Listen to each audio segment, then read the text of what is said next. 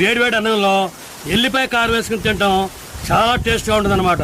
ఇందులో నెయ్యి వేసుకుని తింటే అబ్బా ఏం రుచిగా ఉంటుందండి. ముందుగా 3 చెంచాల కారం వేసుకుందాం. ఒక అర చెంచా జీలకర్ర, రుచికి సరిపడా ఉప్పు వేసుకుందాం అండి. ఇదంతా బాగా దంపుకొని 30 వెల్లుల్లిపాయ రెబ్బలండి బాగా దంపుకోవాలి.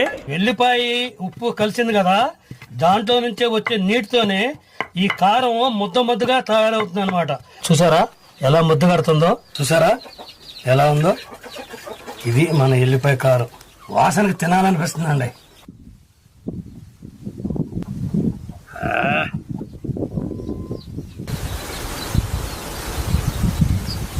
అబ్బా